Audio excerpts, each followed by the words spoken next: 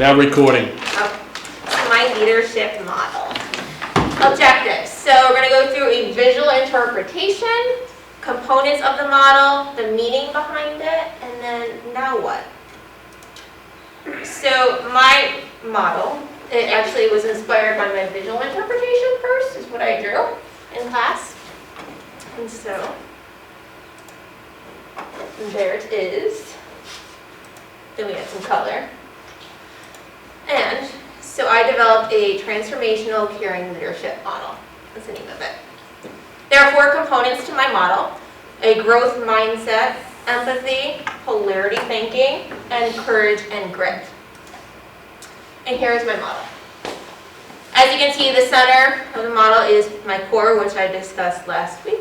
And then we have the 4 main components: empathy, polarity thinking, growth mindset, and courage and grit. And so I'm going to go through each one of these. So the first one, growth mindset. Lifelong learning. So it's a vital commitment, right? So there's no cookie cutter, there's no one-size-fits-all approach to leadership to address the problems that exist. So one can no longer operate in a vacuum, or you can't be dependent on past solutions. You have to think outside the box. So from experience, I know what it's like to have a healthcare provider who does that, and they operated in the vacuum and they didn't think outside the box, they didn't think of third alternatives or any other solutions, and that changed the course of my life. That took 10 years of my life away. So I feel very strongly about that. So professional growth requires, again, a commitment to lifelong learning, whether that's continuing education, self-study, research, networking, professional colleagues, achieving the specialty certifications. You have to continue to learn about new concepts, controversies, ethics, and evolving the scope of practice. So beginning with the end in mind, that's a Covey thing. Mission or a personal constitution. So per Covey, one of the most effective ways to begin with the end in the mind is to develop a personal mission statement or constitution. It should focus on what you want to be or what you want to do in the future. And it has to be based on values and principles. So writing a personal mission statement, it forces one to think through their priorities and on a deeper level, aligning their behaviors with their beliefs. Personally, for me, peeling back those layers, putting my mission into words was extremely difficult, probably because it means everything to me. And so I will continually develop my mission statement, clarify what's truly important to me, and then it's also going to empower me in times of challenges, and also be a basis of making daily decisions.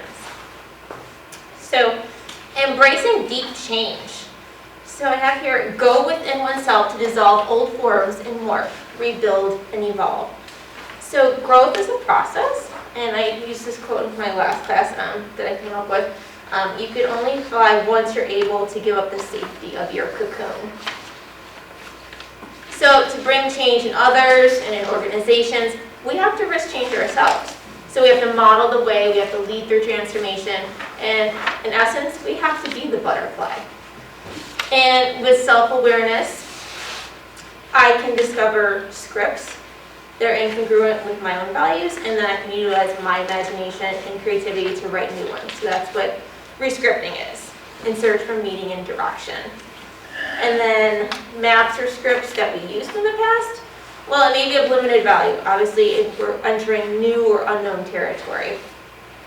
And then especially in such a dynamic environment, and meaning and direction, it's essential that we recreate our scripts. If not, we're just going to allow other people and circumstances just to shape our life by default. So the human endowments of self-awareness, conscience, and imagination empower us to engage in the process of re-scripting. So we can also be a positive scripter of others, which is what I truly believe, so inspire them towards a higher path. So that's the first component, so growth mindset. Empathy. So as I talked about during my article presentation the other week, empathy is a powerful antidote. It's critical, and research has shown it's taken on a new level of meaning and priority. So people are now experiencing multiple kinds of stress elicited from the pandemic. Mental health has declined, Sherry, and with the increases in stress and anxiety and mental exhaustion. So it pertains to our personal lives, also work as well, with that increase in workplace instability. So empathy, it contributes to positive outcomes in terms of innovation, engagement, inclusivity, retention, and empathy actually fosters more empathy. So it has the potential to make remarkable changes in organizational cultures, better relate to other people, enhance relationships, communication, team performance, and drive results. So it's a competency that has to be developed. And it's also important that we recognize and accept that others think and are motivated in different ways. So each individual, as we've learned, has their own preferences in how they get energy, take in information, they make decisions, and organize their time or environment. And so with empathy, it requires one to seek first to understand. So you're listening with your eyes, your ears, and your heart. And as you can see, I have empathy broken down into two categories. Emotional, you're focusing on a person's feelings. So being in their position, how would that make you feel? Right? Cognitive empathy, consider someone else's thoughts. So if I were in their position, what would I be thinking now? Okay. So that was the second component. The third one is polarity thinking. I was going to do a conference a month or so ago with Gillette. Actually, I was working with her, and it was going to be on polarity thinking and the dynamic balance of it. But leadership, it requires, as we know, awareness of ourself, team, and the system which the leader resides. So a dynamic balance is, one provided by both divergent and convergent thinking. So, divergent, you're stretching the brain, open mind, convergent, you're making decisions with pertinent criteria. And so it's natural for the human brain just to, immediately to jump to immediate solutions without considering all of the ideas. And there's so much power that's in polarity thinking. Each end of the spectrum, whether it's creative or it's critical thinking. So just like we've read in the 6 Thinking Hats with De Bono, one must not focus on what is or who's right or who's wrong. So there has to be an emphasis on what can be and how we can design a way forward. So you have to continually ask yourself, what if? What else is out there? Brainstorm challenging existing ideas, invent new ones, and also third alternatives. And it can have a transformative impact, and it can bring much needed change and innovation in the systems as a whole. So you can see I broke it down, divergent, in what ways might I, what can be, what if, what's stopping me? Convergent, making decisions with specific and pertinent criteria, what do I see myself doing? The fourth component of the model is courage and grit. So journey into the unknown. So we often think that we have to face this dragon, right? And it's always on the outside, but in reality, it's on the inside of us. So to bring change, we have to risk change ourselves. We have to model the way. We have to lead through transformation. But people don't take on that challenge because it's unknown territory, right? You're overcoming fears, you're taking risks, and you have to, again, face that need to undergo deep change. So that takes courage because you have to leave that world of certainty, surrender yourself, and you have to go through that journey of transformation. And if we don't face our dragons, then we're just making choices based on fear, basically. And that's just what is going to lead to, Robert Quinn says, a slow death, basically. Second one, to do the right thing. So navigating those gray areas or ambiguities, it's an immense challenge. And as discovered through research, our codes, especially like the nursing codes, they're inadequate in some ways, right? So external resources are needed, along with creativity, problem solving, third alternatives, ideas, solutions. Not only that, but the choices we make, they require moral courage. So to act. So that demands the management of fear, a willingness for an individual to speak out against others, stand up for their core values, and do what's right in the face of difficult forces, coalitions, or systems. It's when we do that that we can create positive change and make an impact.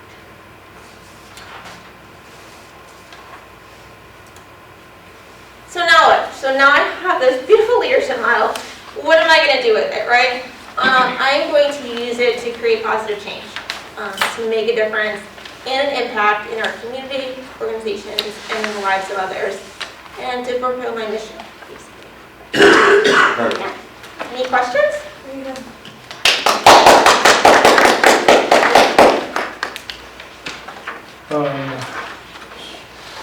I'm running out of questions.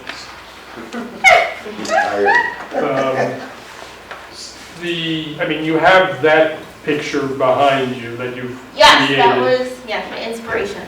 And so the butterfly, so tell me the significance of the butterfly with the, obviously with the stethoscope and what type of flower is it? No flower in particular, that's my specialty. Okay. No, it's just that the flower just pertain to growth, basically. And I addressed the butterfly in terms of the growth mindset and how we have to dissolve old forms and morph, rebuild, and evolve ourselves. And you can only fly once you're able to give up that safety of your cocoon. So again, you're transforming. Okay. All right. No, this is great. It's very creative. I knew that you are quite the artist. So this was a lot of great detail in there. Thanks for putting the effort in. Thank everybody for putting in the effort and living through very short breaks, just so you can get out of here. I mean, it's amazing when we first started the class. You're recording. What's that? You're recording. That's okay. Okay. She's still up there. Okay.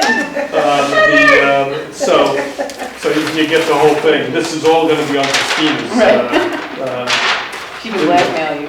Yeah, well, there's not much I'm going to say that she can blackmail me over, but the fact is that when we started this class almost 8 weeks ago, actually 8 weeks ago because we had a break in there as well, it was dark out pretty quickly.